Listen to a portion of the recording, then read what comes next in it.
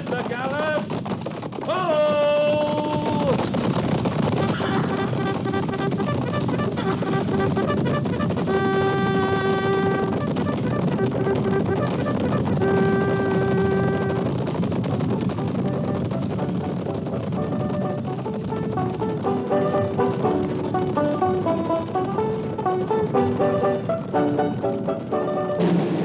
Fort Laramie.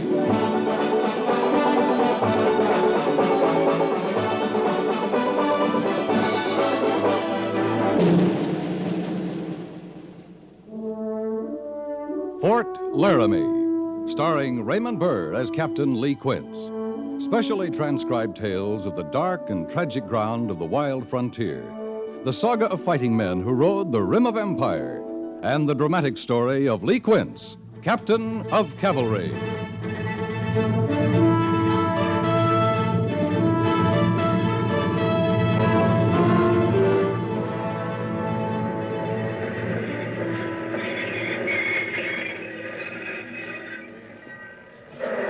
Looks like the freight's at the far end of the train, Gorse.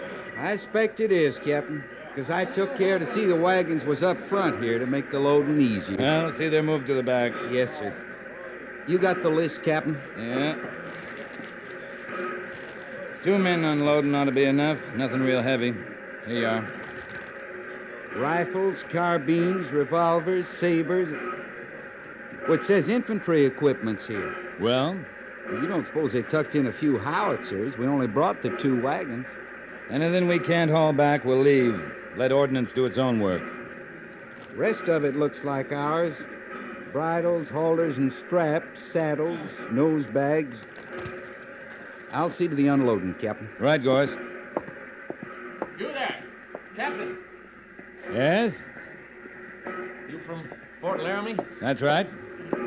I'm glad to hear that. I'm station master here. You better come into my office and get this business cleared up.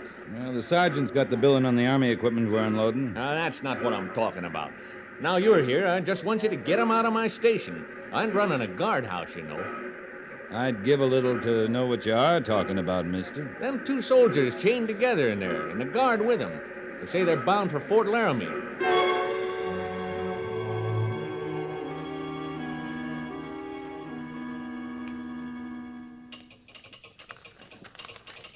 Private Medford and Private Stringer, that right? That's right, sir. The little one's Stringer. He doesn't say much. Tall, blond one, he's Medford. And you're Corporal Benjamin. Yes, sir. Well, their orders say Fort Laramie clear enough. You got orders, Corporal? Yes, sir. Fort Bridger, sir, from Fort Leavenworth. The transfer, sir. Mm-hmm. I was to escort Medford and Stringer this far, sir, and contact Fort Laramie to secure them from here. Well, you made contact, Corporal. We'll take over.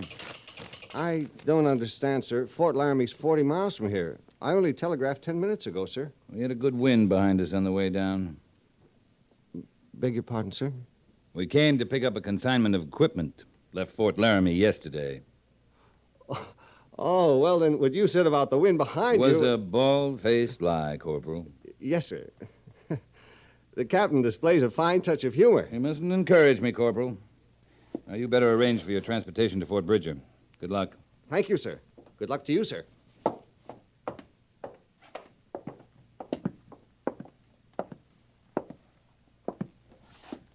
right, on your feet.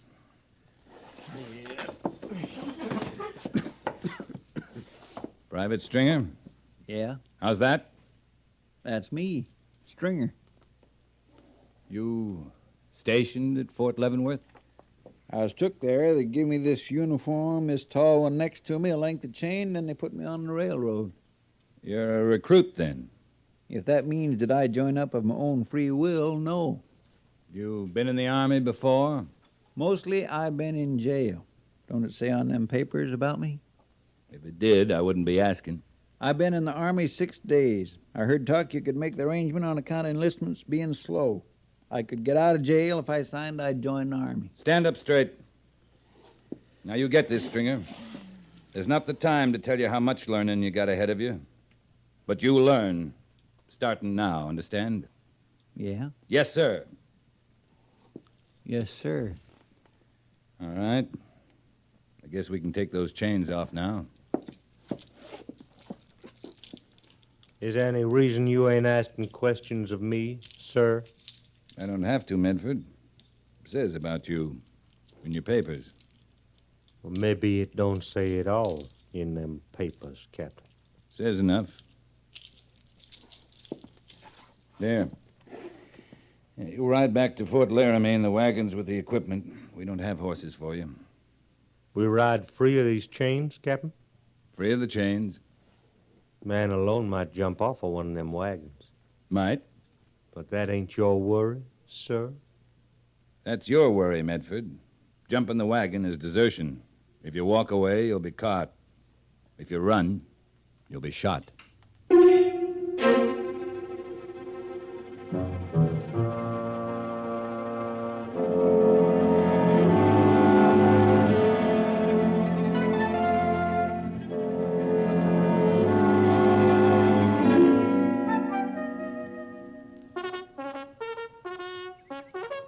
All right, Sergeant, dismiss him. Yes, sir. Platoon! Yes, miss.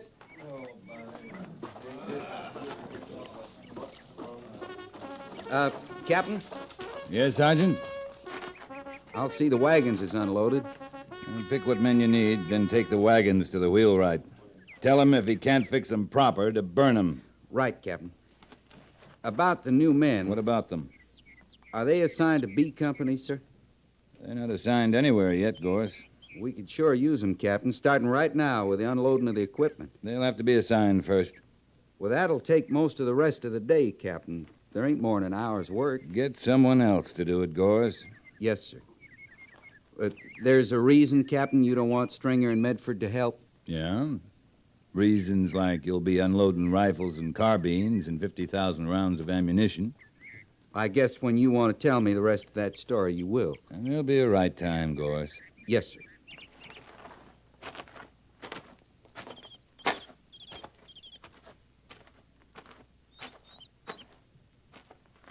All right, you two. Fall in behind me. You'll report to headquarters company for assignment.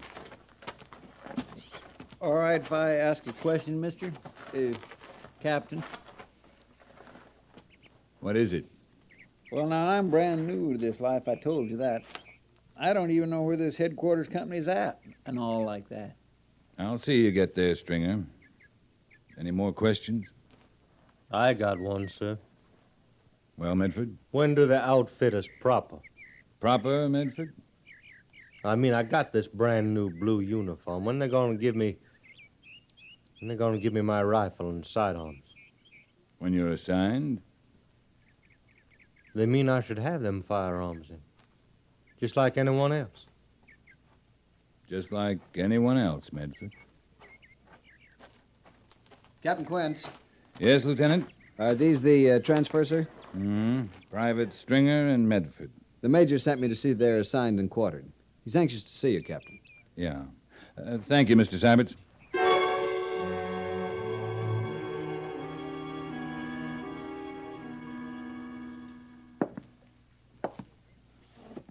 Corporal Benjamin's telegram wasn't quite clear, Captain. Something about respectfully urging that we pick up 2 prisoners from Fort Leavenworth. You get my telegram all right? Yeah, saying you were bringing 2 transfers from Fort Leavenworth. Now, which are they, prisoners or transfers? A little of both, I guess. If Fort Laramie's to become a military prison, I'd like to hear it from someone other than a corporal. Now, these men aren't prisoners anymore, Major. For some reason, they sent them as far as Cheyenne under Corporal Benjamin's guard. You got their papers? They're at headquarters company, but I read them. Stringer, they let him out of a civilian jail if he'd promised he'd join the Army. Oh, under that plan to make up for slow enlistments. I read about it when the order came through a couple of months ago. We decided to face that problem when it came up. It's come up, Major. Any idea what he was serving time for? Oh, he gave me the idea. He's made a career for himself being in prison. I didn't ask about specific crimes. I know this. He's never been in the Army. We can fix that part. The other one, he from prison, too? Yeah. Camp Butler first, then Camp Douglas. You're talking about military prisons, Captain? Union Army prisons for Confederate captives. Private Lacey Medford. He's our first galvanized Yankee, Major. Galvanized Yankee. Never heard that term. Well, it has something to do with iron. When it's galvanized, it turns color. Men like Medford, they were captured in gray, sent west in blue. Well, like you say, Lee, this is a new problem for us. Well, it might not be a problem. No, but it seems likely enough. Most of your men fought in the Union Army. That war's long over. Not in men's minds, Lee. For some men on both sides, it'll never be over. Major, in B Company alone, we got Irish and English bunking side by side. Same with Germans and French. If we can't put a Yankee and a rebel side by side, we got more trouble than just Indians. I'm glad you don't consider it a problem. I said it might not be one. When it is, if it is, I'll treat it as a problem. Fair enough? Fair enough. The way you're talking, you've made up your mind to give me Stringer and Medford, huh? B Company's got fewer men than the rest. Any objections? No, not from me. You like challenges, don't you, Lee? You keep telling me I do. Well, I hope Medford won't be a problem. But if he is, I'll feel better knowing he's your problem. Thanks. What's your impression of him, right off? Right off, I'd say he's awful anxious to get his own rifle and sidearms. Till I know better, I'm going to figure he's itching to get himself an Indian.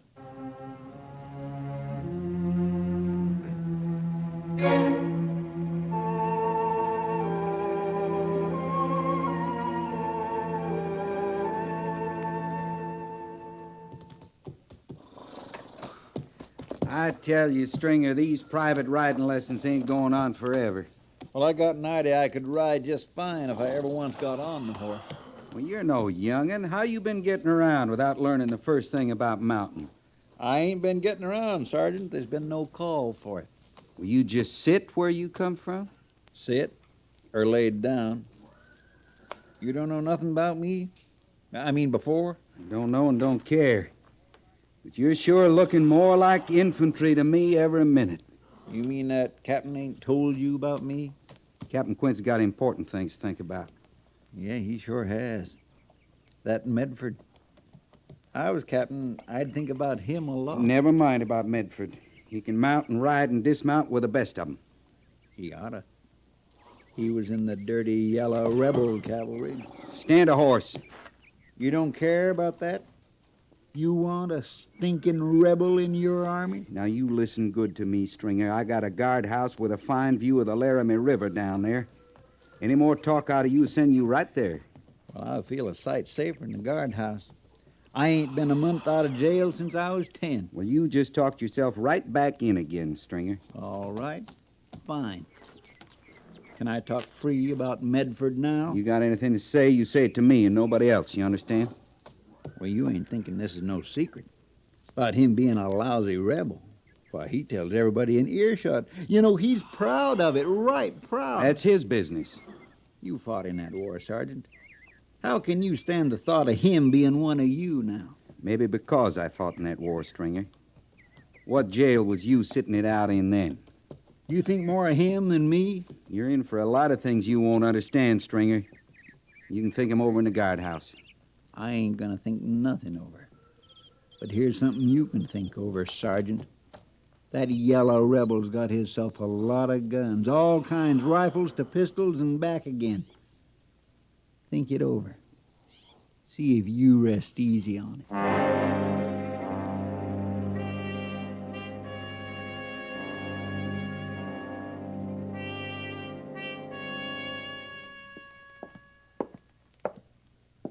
Medford's outside, Captain. You want I should send him in now? In a minute, Gorse. How far has all this gone? Can you tell? It's all over. About him being in the Confederate cavalry, about how he was took prisoner, sent out here now. This thing about the guns, I hear that all through the quarters, too. You seen the guns? No, sir. I checked ordnance and stores. Everything's accounted for. Ammunition, rifles, carbines, revolvers. Well, he claims he brought them all in with him. The men say that. In a haversack and saddlebag? I'm just telling you what the men say, Captain. You said we was going out in a few days. You figuring to take him along? That'll be up to him, Gorse. Yes, sir. You can send him in now. Right, Captain. Medford, Captain Quince will see you now.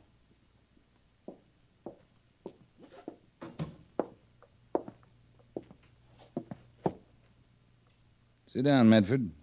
I prefer to stand, sir. Sit down.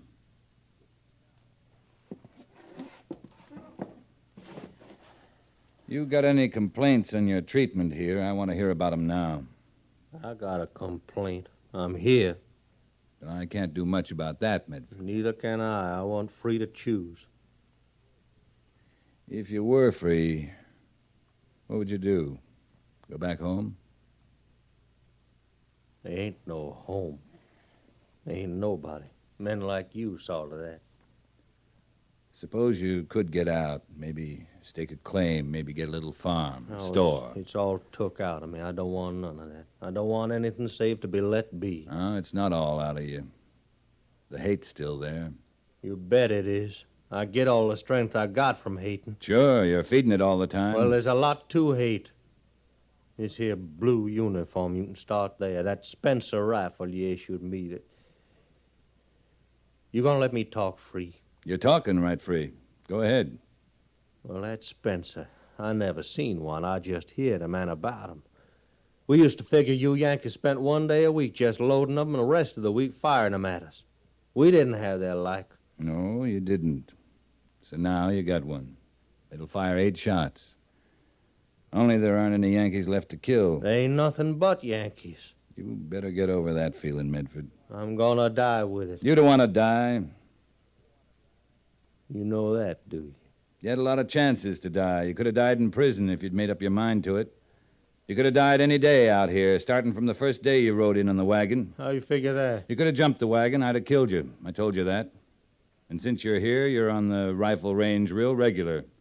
The way you've been talking, you could goad a man into killing you. The men, they've been reporting to you right along? You've been talking your hate right free. They tell you about my guns, did they? Got a lot of guns, have you, Medford? Well, you ain't searched real good, Captain. I haven't searched at all. I'm not going to. If I got guns, you'd have cause to be fearful. Maybe. Got any more complaints?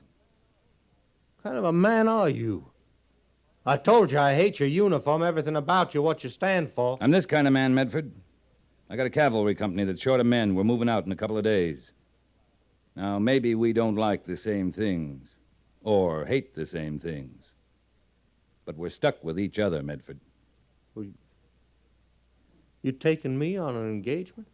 Taking me to fight Indians under your flag? You scared of Indians, Medford? It's not that. I'm taking you. You got something you're living for. I want to find out what it is.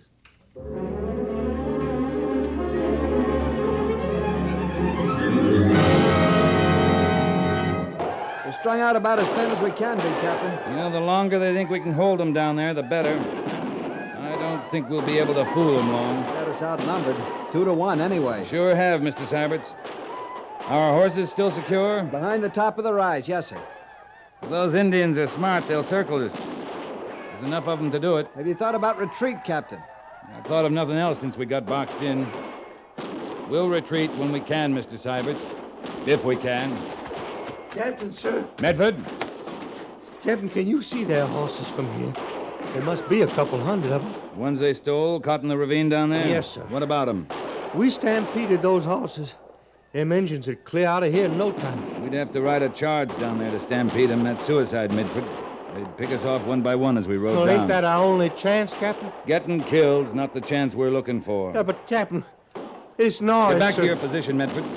Now. Yes, sir.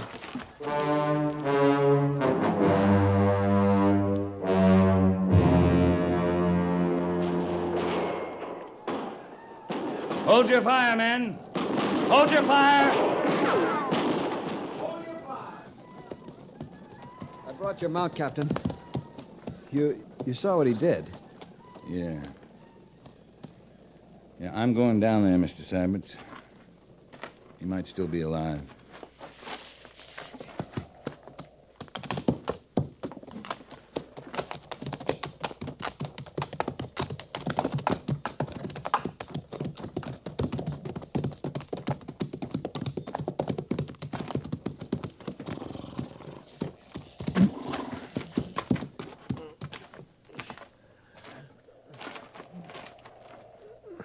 That was a fool thing you did, Medford. I told you, Stampede run them off. I told you it was suicide. We was both right, Captain. You gonna court-martial me? For breaking orders? Or saving our lives? My rifle. Is it close by?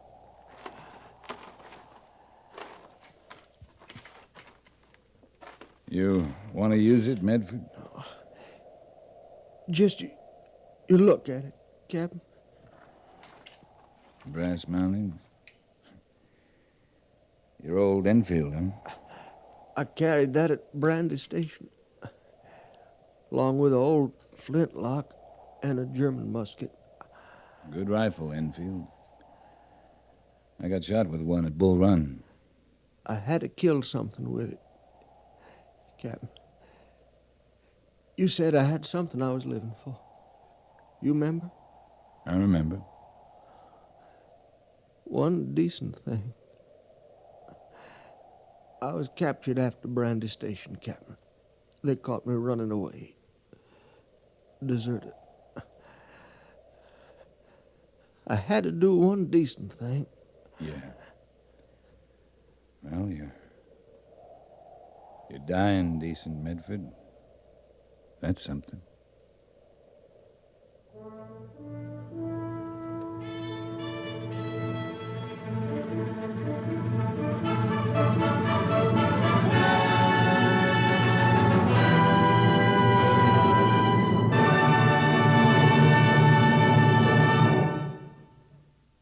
Fort Laramie is produced and directed by Norman Macdonnell and stars Raymond Burr as Lee Quince, Captain of Cavalry, with Vic Perrin as Sergeant Gorse.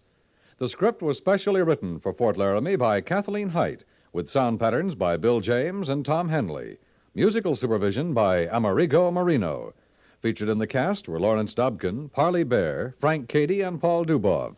Jack Moyles is Major Daggett, and Harry Bartell is Lieutenant Seiberts.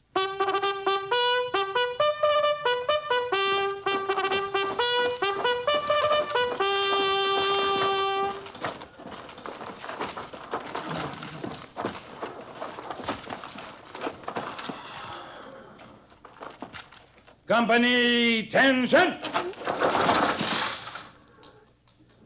Dismiss.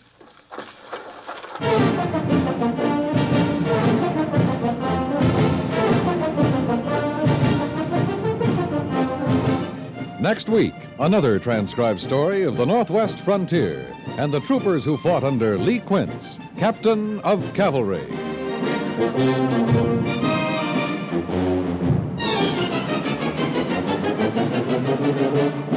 The thud of approaching footsteps in the darkened room, the high-pitched creak of a door being opened stealthily, the tick of a clock that marks time running out for a doomed man. These are sounds that keep you in suspense.